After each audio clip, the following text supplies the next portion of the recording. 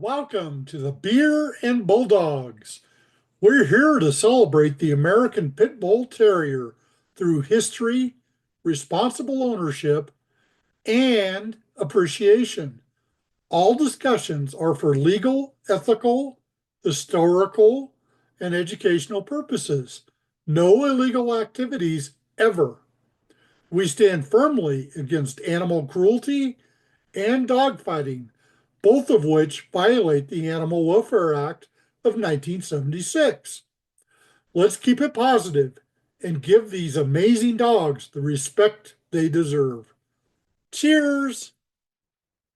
About to go down, so who's gonna be my dogs? Cause I'm about to break some laws. I ain't supposed to get in any trouble again. If I do, they gonna put me back in the pen. But you like to dodge my calls, so I'm about to break your jaw. I ain't scared of doing time, it ain't even on my mind at all.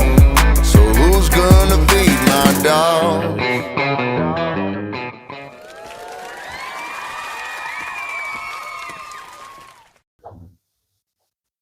Welcome to Beer N Bulldogs. I'm your host, Calypso, and this is the show where we talk about the game-bred American Pit Bull Terrier, working breeds, and all things Bulldogs. Over a cold one, of course. And today we got a very special guest for you. This man is like at a lot of the shows. He does a digital dog show. He's a breeder, a trainer, a urban hunter. You know what? Let's just get into it. We got Andre Williams from Samurai Kennels. Hey, yo, what up, Dre? Yeah. How you doing? What's going on, man? Salute. Hey, salute to you too, man. Hey, you know what? I want to thank you for your service, man. Thank you for your support. Yes. So hold on. So how you been, bro? Man, always great, never bad, man. No complaints. And if I had anything to complain about, that's just more work to do anyway. So always great, never bad. You was at that South Bottom show? Yes, sir. Yes, I saw the videos and stuff, man. That's really cool, man. That's cool you're out there doing that, bro. So, well, you know, I have some questions for you, man. Hey, I'm willing to answer any questions and excited about it, man. Thanks for having me on. Yes. Okay. So, I guess I was going to ask, when did you, get into the American Pit Bull Terriers, and what drew, because I know you're a trainer, what drew you to the American Pit Bull Terrier over other breeds? All right. So I would say my first foray into the breed was about 2003. We had to walk a long ways to the bus stop in the country where I'm from, and you can't take a gun with you to to the bus stop. So I wanted a dog that could handle the neighborhood strays. We had a bunch of German Shepherds, American Bulldogs, really tough dogs, Yeah. And so I wanted something that could whoop them and still be handled by a child. So a child with a little bit of heart. And so I started buying backyard dogs back in 2003 and been dealing with them ever since. And as far as the training thing on the military side of the house, I've always watched trainers and stuff online. And, to me, it was just like the circus. Like when it comes around, I watch it, but I never wanted to be a part of the circus. And then when I deployed to Kuwait back in 2013, I got to see some of the military working dogs up close. I got to work alongside those dogs and see a 5'5" little lady cop. She could call the dog on and call the dog off, and I was like, man, that kind of control is something that is that's something that says a lot about a person and a dog's bond and behaviors to be able to control a dog like that. Yeah. Well, then could you tell me about your first American Pit Bull Terrier and what he was like, or she? Oh, yeah. So her name was Misha, and she was my first pet bull, unregistered. Got her from a backyard breeder. They were good looking dogs, but I got her, like I said, with the intention for her to the neighborhood dogs that bother me and the other kids on the way to the bus stop. And one of the neighborhood kids had actually been attacked by a dog in the neighborhood, one of the, like German Shepherd mixes in the neighborhood a couple weeks prior to that, which spurred me to, that was my ammunition to get the dog. And so I got nothing about the dogs, and she was a cur, And what I mean by cur is she wasn't going to defend me from any of the neighborhood. The purpose I got her for, she was not up to that task.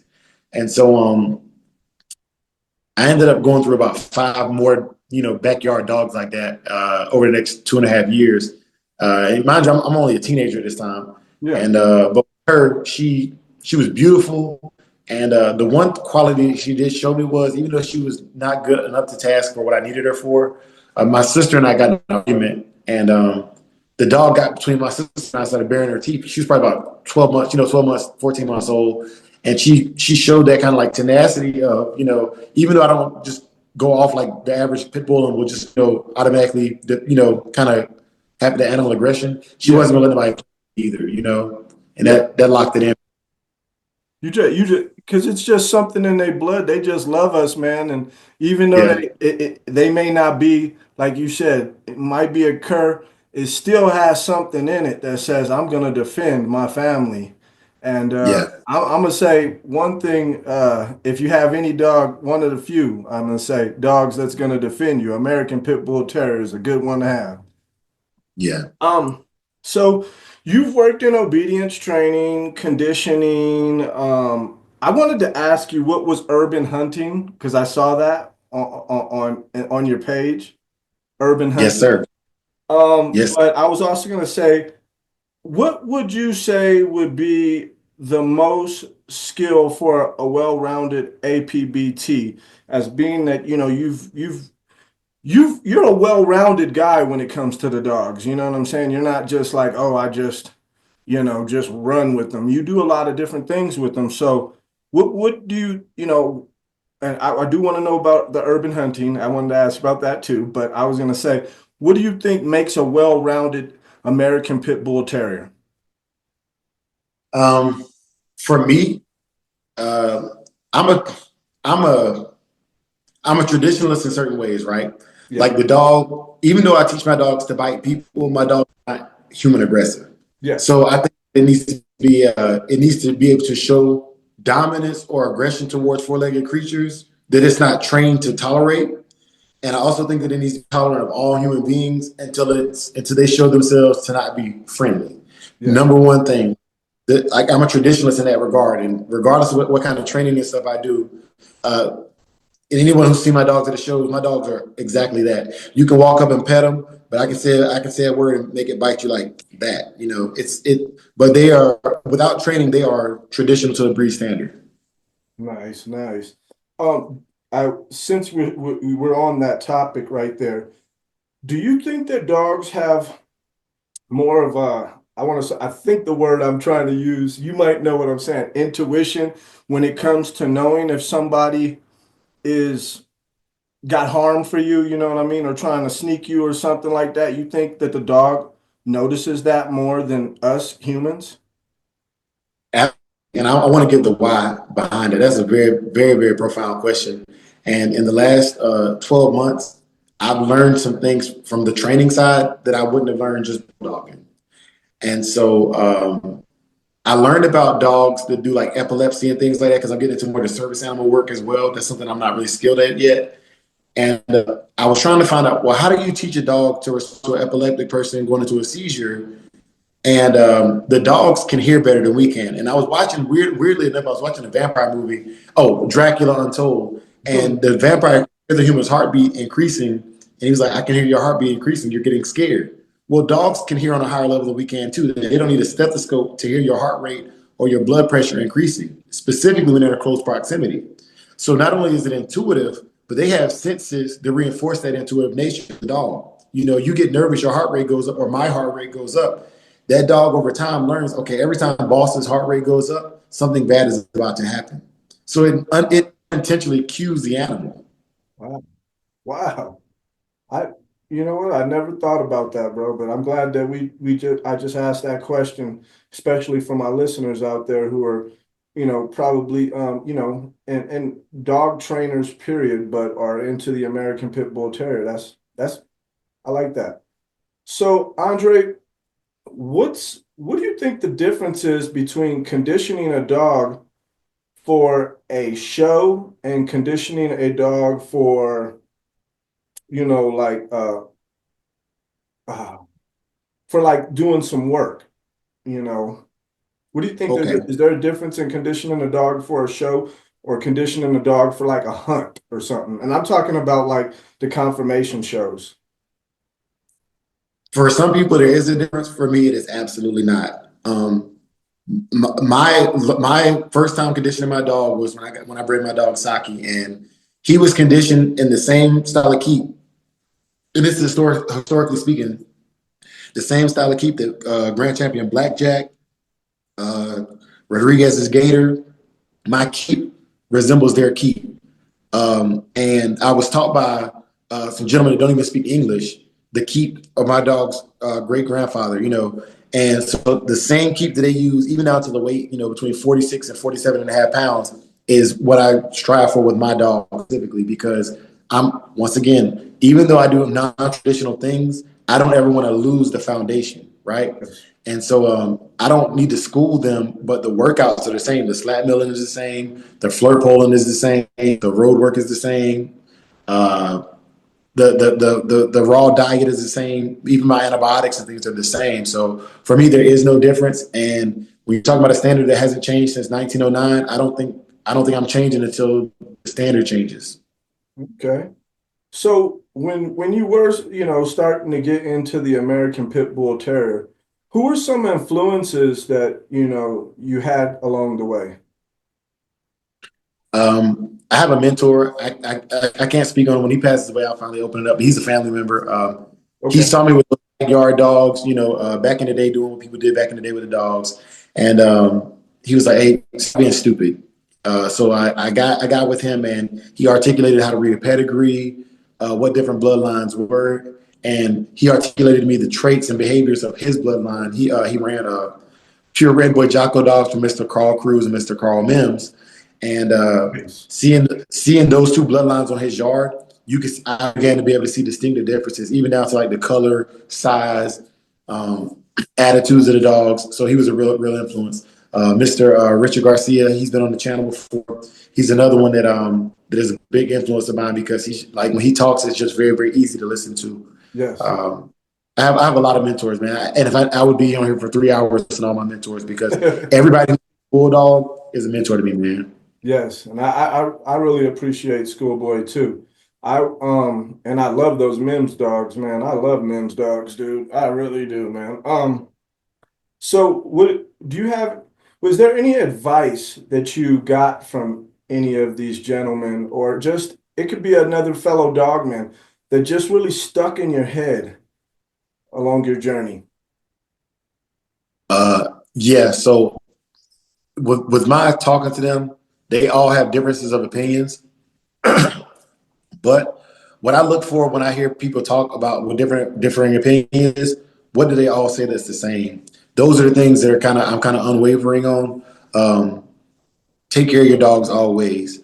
Feed your dogs first. Clean up your poop every day. Like the foundational knowledges that they all agree upon are the same. And then anything that's kind of like a fluctuation, I just pick which one I like or pick my own. But all the basics for them, even down to how they vaccinate their animals is the same. All of these guys. And so I kind of just stick to that, as far as like what I couldn't say one person told me individually. They all told me the same thing over and over again. Yeah. So, and I was, and I've been watching your YouTube shows, and I see how you do the digital, dog shows.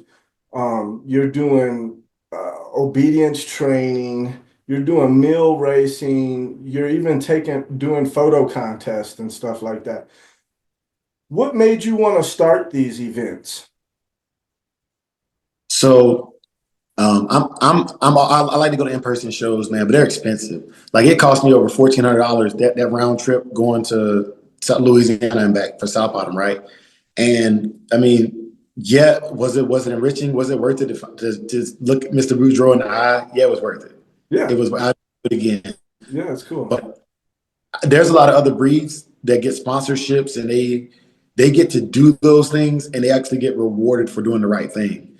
And I wanted to give to the game that rewards people for doing what I think is the right thing, and put my money where my mouth is. Yes. You know, so that's why I wanted to create so many different events for people to get involved in.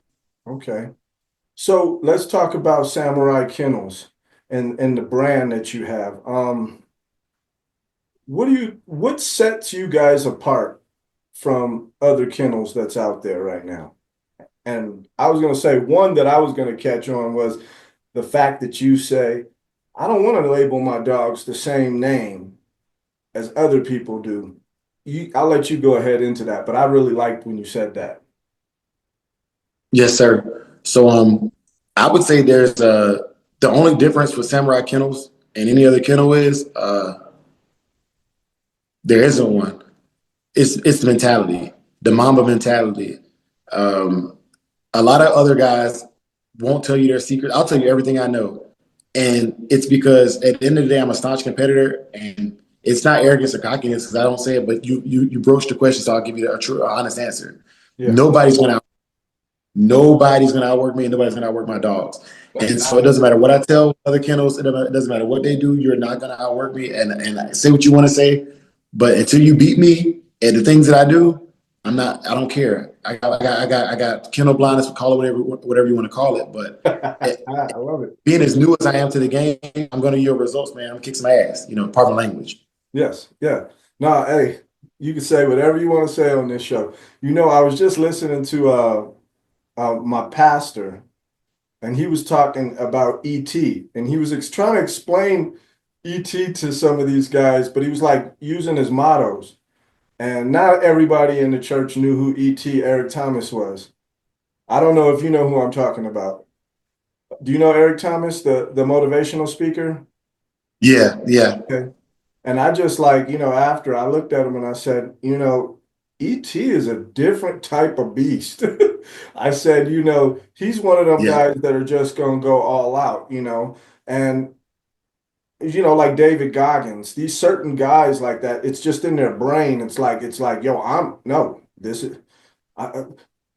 going to start walking without legs. If they had no legs, they're going to get somewhere. So, so I do respect that. When I hear people say that, I never look at them like, oh, this dude's cocky or anything. I look at it like, man, that's motivation for me. You know what I'm saying? That made me want to go out there, and the truth is, we just want to preserve the American Pit Bull Terrier and make them those dogs that they're always were supposed to be. They're dogs that will go the extra mile, So I do respect that.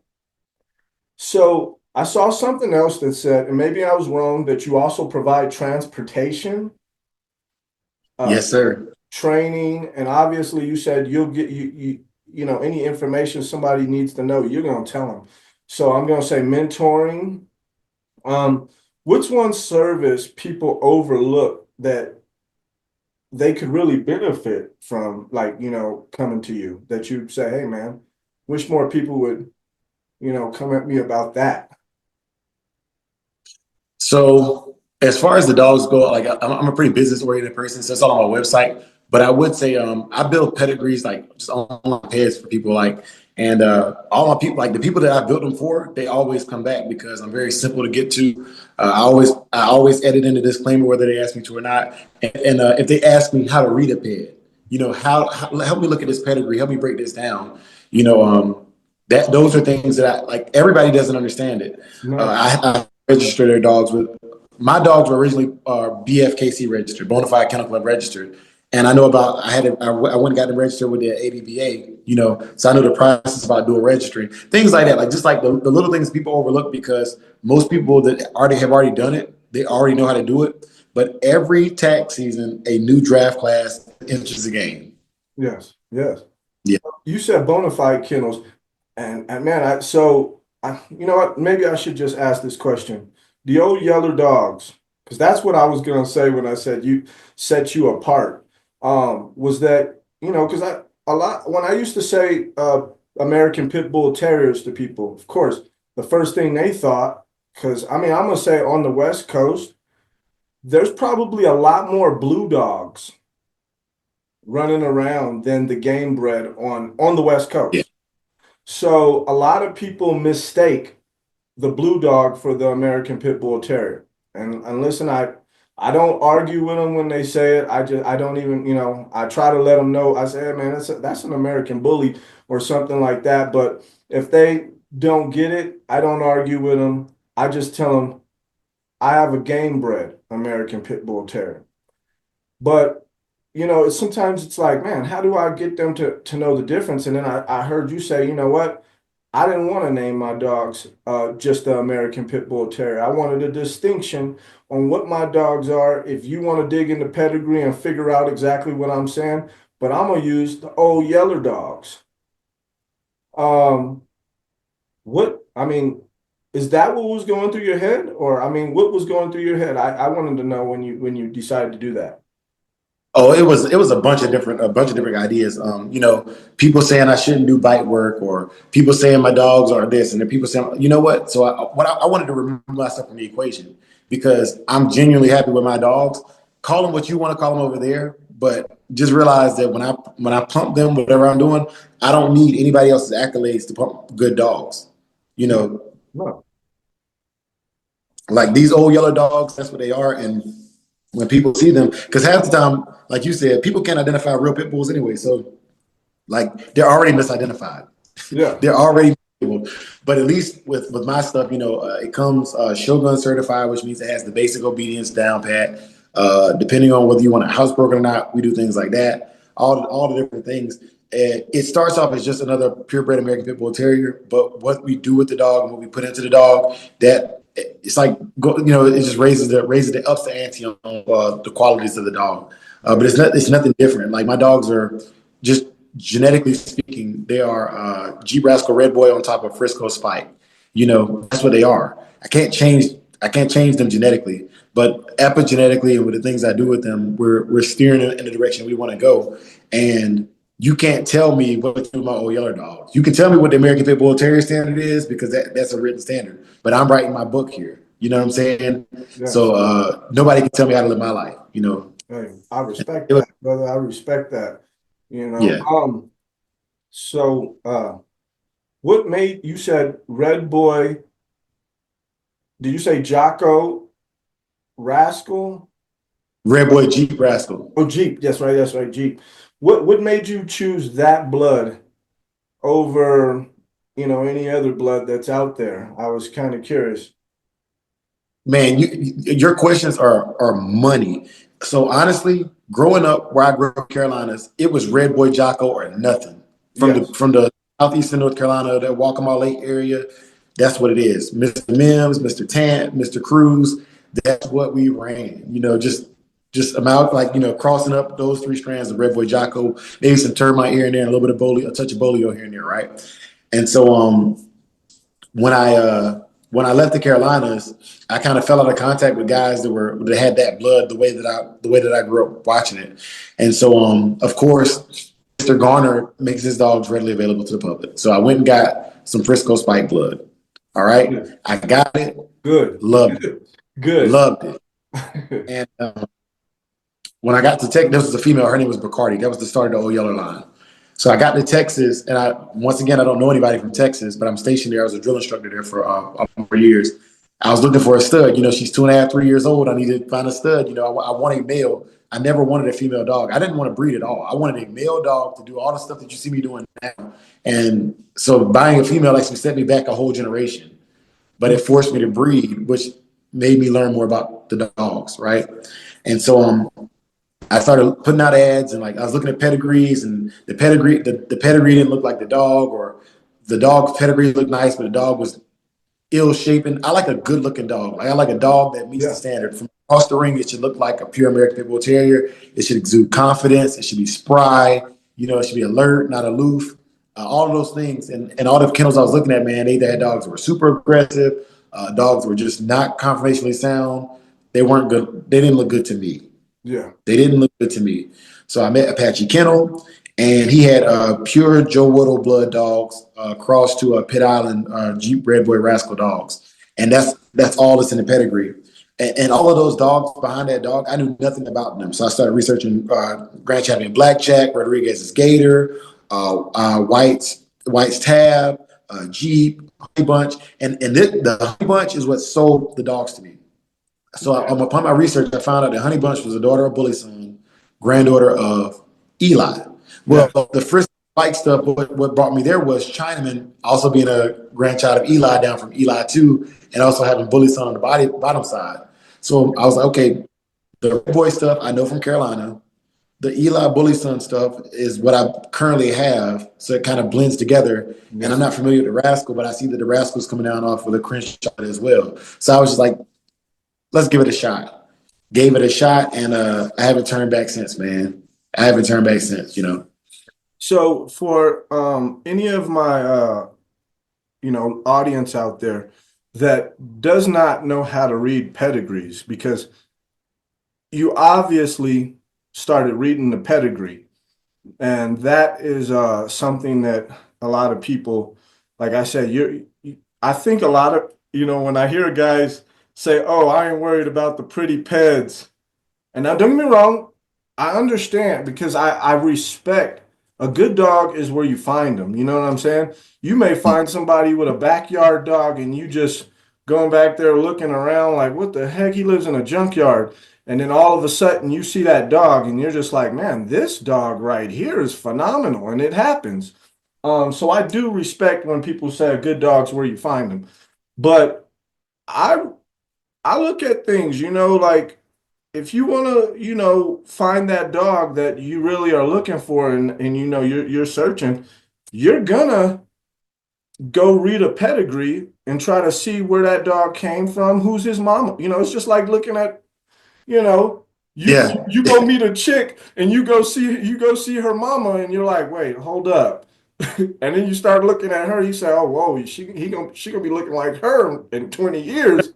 Do I really, you know what I'm saying? But I'm not, and I'm not trying to shame anybody or anything like that. That's not where I'm getting at. But if you see her mama and you're looking at her and you look at her mama and you say, you look like your mama, and your mama look bad, you know what I'm saying? Yeah, Or you just know and let's not even talk about body. She come from good stock. Her family, you could tell that they some good people, you know what I'm saying? Or you go to the house and you see everybody cussing, calling children bitches and this and that, and you're probably like, I don't know, I don't want to be in this family. You get where I'm coming from with that. So that's why I try to tell people, it's so go on, man. It's okay to want that pedigree and look into it. But I guess what my question is, what would you say, and just make it simple and quick, if somebody wanted to learn how to read pedigrees, how would you explain that to them? So the thing that made it easiest for me was the dogs I started out with were pure dogs. Not because I just had to have a pure dog, but because that's what I was blessed to be indoctrinated into. So when I was reading the top side, it went back to Cruz Rocky. Rocky goes back to the Yellow John. Yellow John goes back to Red Boy. It read very, very linear. It was very, very linear pedigrees. Yeah. So once you start reading linear pedigrees and learning what pure lines make the crosses, it made it significantly easier to break them down. Right. For me, I would say, like, if I was given like quizzes or like helping somebody learn to read them, I'd say start with a pure dog first. Just learn like what it looks like to see the dam and the sire, and then learn what it looks like to see the grand dam, grand sire, so on and so forth, and learn to read 4 generations back. After you get to go in 4 generations back, it makes it significantly easier, because whatever dogs you like, you'll start peeping those pedigrees and seeing how many times they occur, so you can start seeing what percentages you're getting of that dog, right? So learn with pure dogs, and then work your way out to the crosses and all this other new stuff that you're not familiar with. Yes. Well, dang. Yep, that's a good way to explain it, and I just thought that was cool, because you brought it up during this conversation. And I was sitting back with my wife yesterday, and she's like, you always spend a lot of time reading those pedigrees. You should do some shows about, pedigrees, and I told her, I said, right now, I'm just trying to focus on doing interviews with dogmen right now, because I think that people are interested in dogmen and just want to know who they can look for a breeder, things like that. And I thought that it would just be cool to just have conversations. But because you brought up something about, how you searched your dog, I knew that you were reading pedigrees, just because, when we dogmen, we understand what somebody else out there, audience, would be like, well, how did you find out that? And some people don't even know what. I remember one time when I didn't know the difference between, when people said, oh, does he got papers? I didn't know the difference between, you get what I'm saying? What they were doing, so, and it took me a little while, but then I was just like, man, I gotta understand what the heck is going on this paper, and it's, like I said, so blah, blah, blah. I'm just talking, but, No, cooking, bro, cook.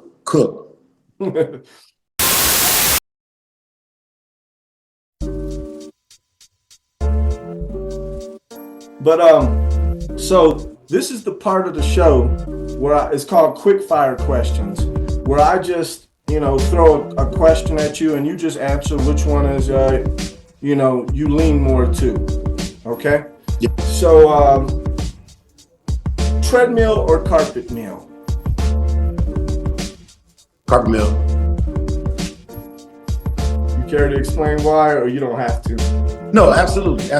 So carpet meal, for me, it gives that resistance. And one of the things we like in our dogs is for them to have a little bit of torque behind them. If they're driving into anything, I think the carpet meal gives the cardiovascular exercise as well as the anaerobic work of the muscle. Right. And for my audience out there, if you want to learn how to do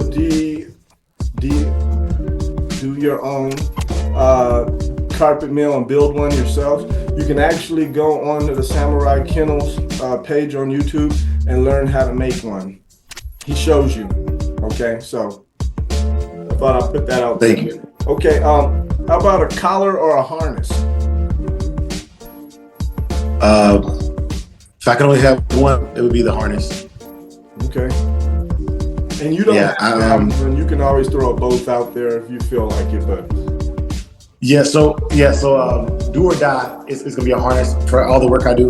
A lot of the protection work things, building back drive is a harness, but day-to-day use is the collar. Yeah. But yeah, I'm gonna go ahead and say that you said the harness. Okay. Yes, sir. Yes. So I did hear you mention raw, but I was gonna ask the choice, kibble or raw? Raw. Okay. Yeah, and that's with a disclaimer of, if you're going to do raw, I always advise people to go to their veterinarian and make sure they're meeting all the dietary supplements and needs for their dog. If not, use kibble. If you're not going to do research, use kibble.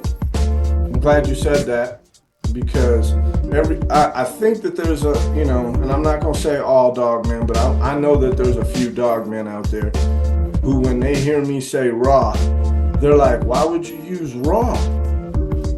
Wouldn't you think that kibble is best balanced? And I never argue with guys. It's just not in me. I'll just be honest. To argue with people over things like that, because I've seen some great dogs that grew up on nothing but kibble.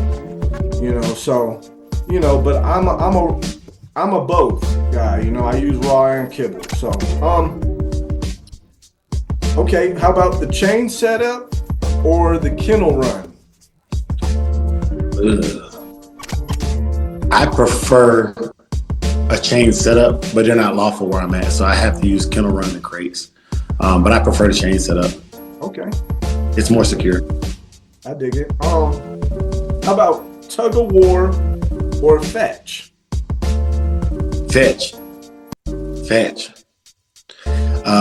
Tug of war for me is not as engaging as the fetch. The fetch for me is part of my urban hunting thing. That and I want to cover that before we get out for it too. But the fetch for my dogs, they're going to get something and bringing something back to me, man. for that dog to bring that back and not want to covet it, that means a lot to me. That means that dog respects me. He knows I'm going to give him something of how, he knows I'm going to treat him right and give him something back of how value. Yes. Road work or hiking? I prefer hiking. Here in Arizona, there's changes in elevation. There are even areas that are impassable with a bike, but there are like inclines where the dog and myself might have to jump from rock to rock to get to the next path, right? And yeah, road work is cool. Everybody can do road work. That's great. But hiking to me, once again, just being out there with my dog. If I see a pig or a javelina out there, just send them. Just go. Just go. Go get them, man. There's no stopping. See, I'm a hiking fetch guy. I like to go hike, and I won't necessarily do all the jumps you probably doing, but I take my ball and I see it and I'm like, yeah, I throw it right up there to try to see if he'll just go up there. The only time it sucks is when he just somehow I threw that ball in some weird area and I got to go up there and try to help him fly. How about spring pole or flirt pole?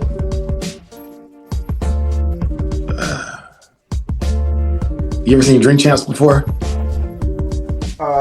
With one of my favorite rappers, Nori. Yeah. Yeah, I'm gonna take a shot on that one, man. Both. Both. Okay. I'll drink with you. Yeah, man. Okay. Mouth or game? Woo! Tell me this is the last question on the list. No, I actually, you know what? I actually asked guys a few, but on this one, because I know you're a well-rounded guy. You know what I'm saying? You're not just some dude who's just doing, you know what I'm talking about. I'm joking. Because these questions are really good, and this one right here, man, I always get smoked for this. I'm just joking, man. This is fun. This is one of my favorite interviews I've done thus far, man. I've done a lot of interviews. I would say mouth. For me, Hey. Please let me explain. Yeah. All right. My predominant thing that I got into with the Samurai Kennel thing was bite work, right? And with the sleeves and the decoys and all that stuff, man, like the one thing, yes, drive matters. Yes, gameness matters, but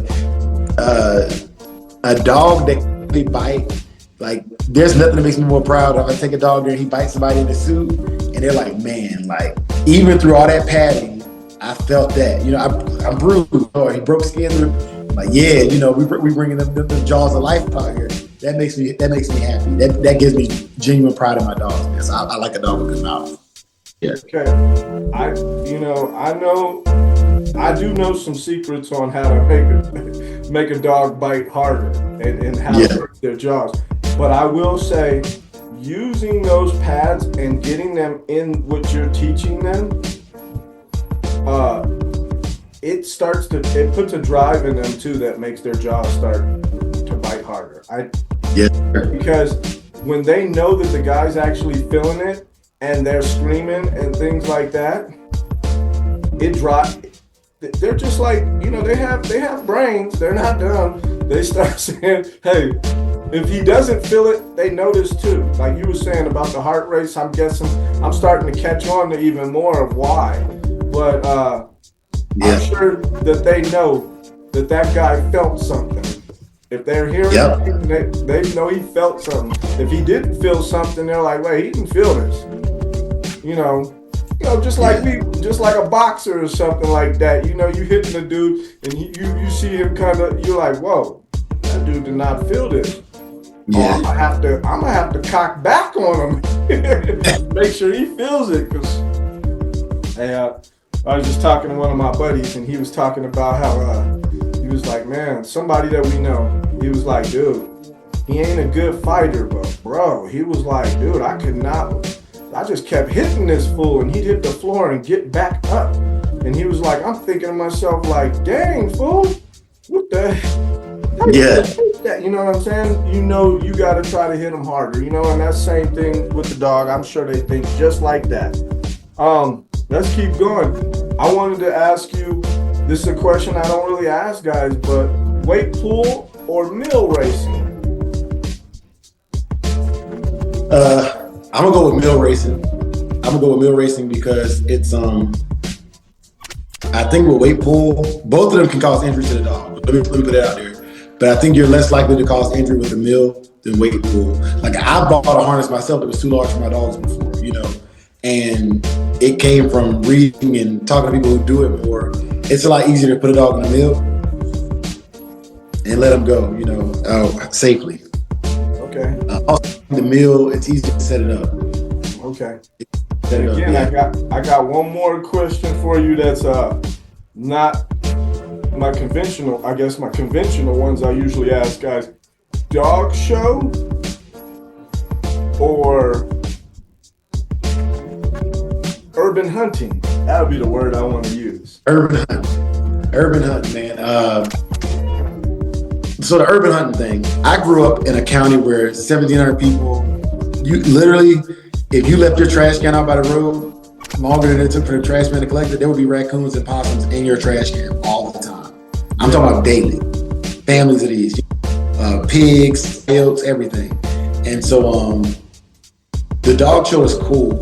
I honestly my only reason for going to confirmation shows or like doing that kind of stuff is just to prove that to put my best foot forward and say, hey man, like I don't just talk this stuff, I'll go out and do it and you know, I'll work hard at this. But the urban hunting is where it's at because like right now, I'm like Batman. Like my Ring door camera, they'll be like, ding, javelinas in your area, you know, ding, coyotes in your area, because you know other people's Ring cameras ping it and it shows me the general vicinity where these animals are.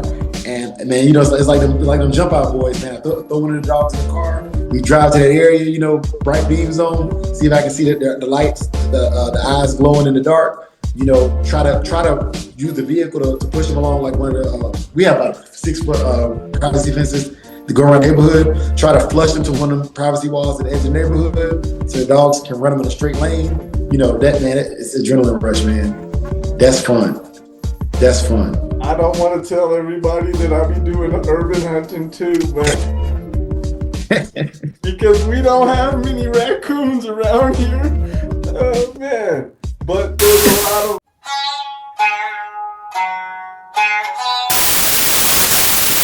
So I was gonna ask you what type of impact that you and Samurai Kennels hope to leave on the APBT community. So honestly, man,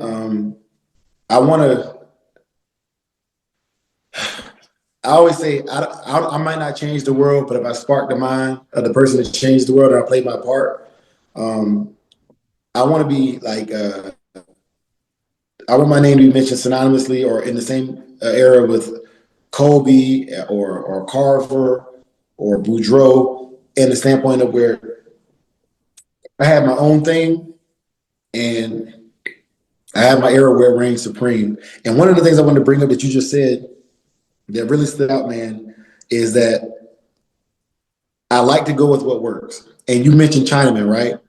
That is, man, I love that example you brought up, man, about everything you said, because for my dogs, right, I look for dogs that match the stories that I heard from those guys I just mentioned. Chinaman was known to be an exciting, not like Bully's son where he just bit people, but if Chinaman wanted to get a loose to something, he might nip at you to get loose. So when I was picking my puppy out of the litter, I looked for those characteristics, those stories that I heard from those old school dog men. So if I can be the traditionalist to I know if I'm breeding those things that I heard about and I'm seeing it firsthand, I know that I'm continuing the tradition. Yeah. Even if I'm not doing what I do, I'm continuing a tradition that can be passed on and say, you know, Dre kept that blood right. Even though he crossed it up, he kept the right traits so that when I look at that pedigree, I'm getting the traits that the pedigree says I'm supposed to get, right. You know, and do it to breed for another 20 or 30 years. Now,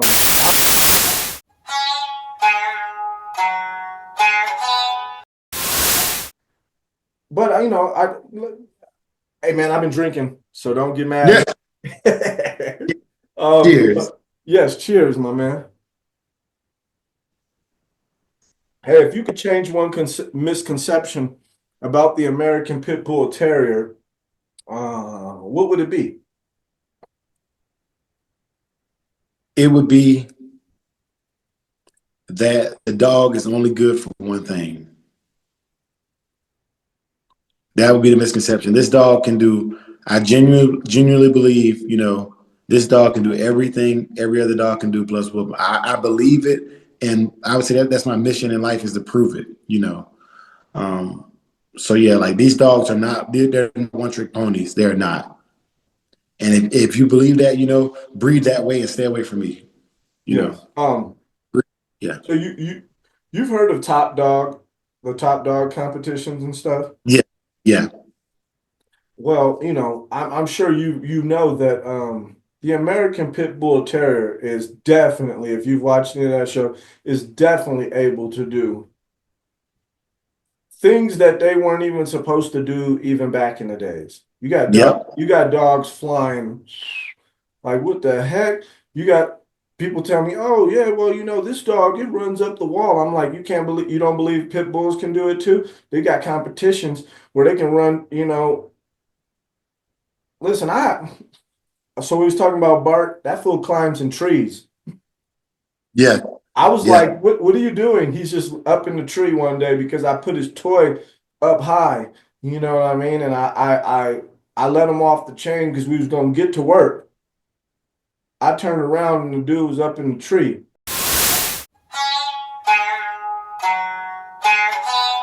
I think that American Pit Bull Terriers are willing or can do. I see you. You know what I'm saying? Yeah. You got the dog walking between your legs. Oh, the pit bulls are too stubborn. They can't do that. Oh, pit bulls can't guard a yard. I don't believe that.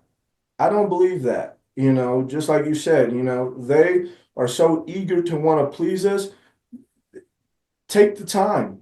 If you guys are out there sitting around and you don't think that the Pit Bull Terrier can guard, you don't think that the Pit Bull Terrier can do certain things, take the time. Take the time. Because there's guys like Dre, who's out there doing that type of stuff. Take the time. The dog can be used for so much more. And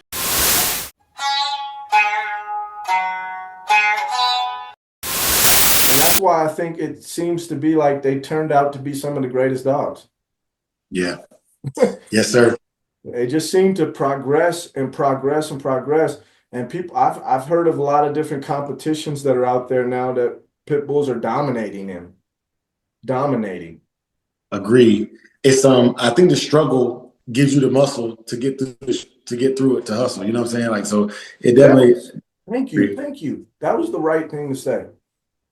Because I get to rambling sometimes, especially when I'm drinking. Nah, you good, man. Like, hey, trust me, being somebody else who does the YouTube thing, man, it's always nice when somebody can fill in the blank space and keep the conversation going, because you don't want a dry ass conversation. You got 30-second pauses and stuff like that, man. Nah, bro. Nah, that's. So, what's some advice that you have for any newcomers getting into the American Pit Bull Terrier? I would say, man, the biggest thing that I say a lot of newcomers is they come in trying to basically be acolytes or followers. And what I mean by that is everybody won't say, my mentor was this person, or my mentor this, my mentor that. I think that's the stupidest shit. So I'll give you an example. Okay. When I came in, I didn't have a mentor. I started buying dogs. All right. I started buying dogs and doing whatever I thought was right with the dogs, and mentors found me. To this day, like, I don't call any of these guys that other people have mentioned. I don't call. They call me. They're like, Dre, I see you doing something. Let me give you a little bit of advice, man. Put you back on the right path. Cool. You get what I'm saying? But I'm doing me and it's working because I have a vision. And if once somebody starts telling you how to do things, once they stop, that's where you learn who you truly are. Yeah. You get what I'm saying? Like, all right, how much of this was me and how much of this was somebody just giving me the answers to the test for me to go in there and write them down, So it's like, nope, I love all these guys, man, but the vision I have, they don't have my vision. You know what I'm saying? You can't tell me what to do. You didn't train dogs. Okay, you trained dogs, but yours weren't conformationally sound. Okay, you got conformationally sound dogs, your dogs don't hunt. Okay, your dogs hunt, but they don't bite hard. You know what I'm saying? Like, I can't everything one person has. Be yourself. Know what it is that makes you happy, because you'll never worry about getting rid of your yard if you know yourself and you know it makes you and your dogs happy. Right.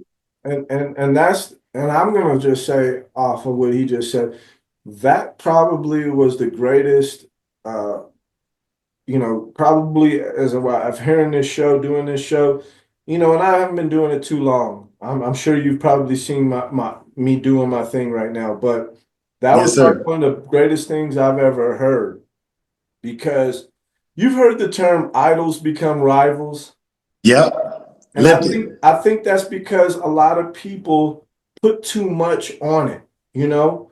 We're all we're doing is taking care of our dogs, learning things with our dogs. That's the main thing is being focused with your dog. And I make this show and I talk to dog men so that they can get an understanding, but getting too focused on the man that are out there than getting focused on you and your relationship with your dog. And Yes, sir. because I'll be honest, if I was to say any mentors I had, it's crazy, man. I've reached out to some of them, and there's other guys that I've talked to who I wouldn't necessarily call mentors, but they were great dogmen and stuff. And I've had better conversations with them than I've had with Yeah. dudes that seem to be like guys that I was like looking at like, man, I would love to get in with those guys and they just kind of pushed me right to the side. And I was like, because of the guy I am, I'm like, hey, I mean, I read a book called The Four Agreements. And so I don't really get upset like, hey, I'm just like, hey, maybe he's busy, maybe maybe he just ain't feeling me. That's cool. It's Murphy's Law. Not everybody's gonna feel you. And that's how you guys gotta look at it. But what you just said, you know what I'm saying? Getting too caught on mentors and other men and worried about them. Worry about the dog. Yeah. Yeah. You never Yeah. know. You might have something very special going on. And because you over here worried about what this guy's saying, you go ahead and get rid of, oh, I'm gonna go ahead and get that dog off my yard because I want what that guy has over there. And then bring a dog on your yard that don't even ain't worth, Yeah. much to you. And you done wasted your money trying to chase these guys. So I was just what you said, just like, wow.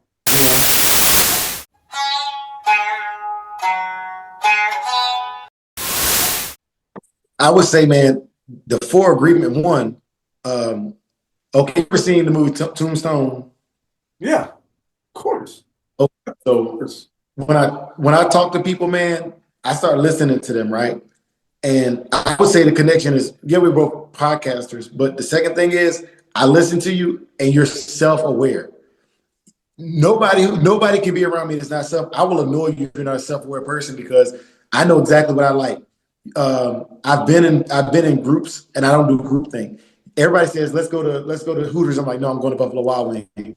Man, why you got to be different? Because Buffalo Wild Wings have 50-cent wings tonight and Hooters don't. I'm going to Buffalo Wild Wings. I catch y'all after that. I make my decisions for myself, and I can tell just from this one conversation, you're like that too. Like you know who you are. But on that book, Well, that's I'm funny an you just said that. We'll keep going. but I'm an avid reader. So like in my mind, I'm a man. Like he just put me on game. So yeah, I'm adding that to my 30 books that every man should read. Four, you said the four agreements. Yeah. Listen,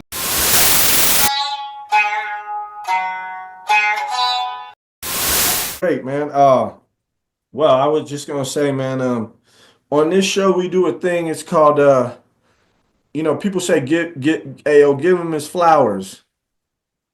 Yes, sir. I say give a dog a bone. Hey. So man, I just want to tell you that, I see what you're doing. I respect what you're doing.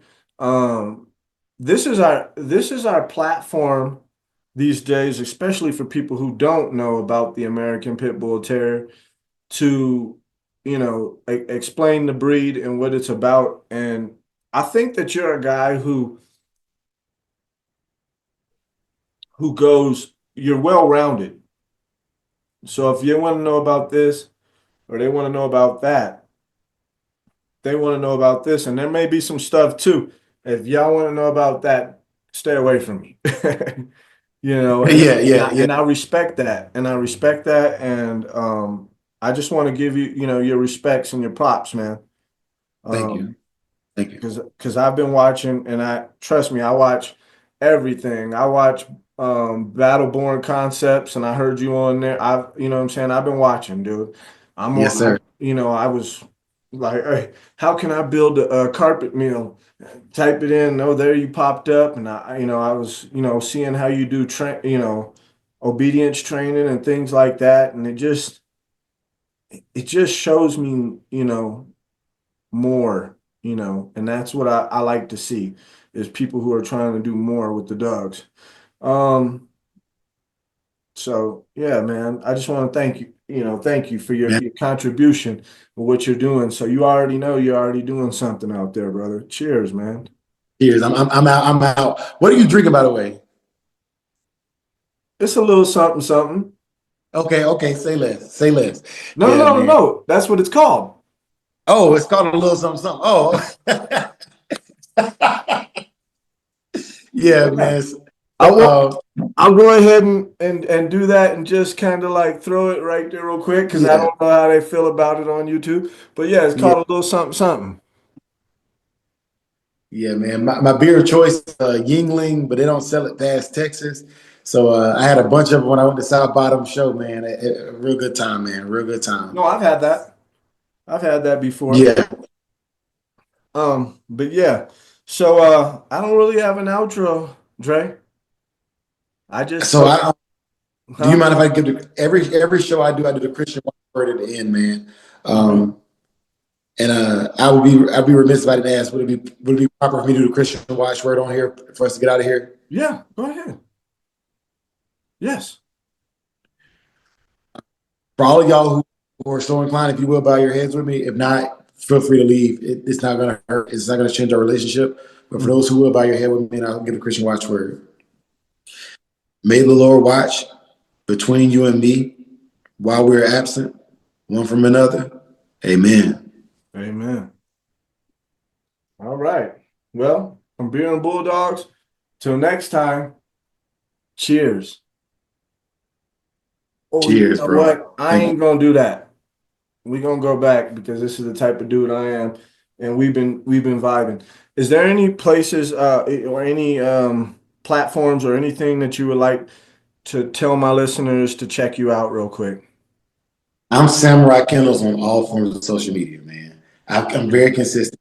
Samurai Kennels, Facebook, YouTube, TikTok, and Instagram. Yes, sir. Yes. So that's how you guys can find them. Like I said, from Beer and Bulldogs. Till next time, cheers. Cheers.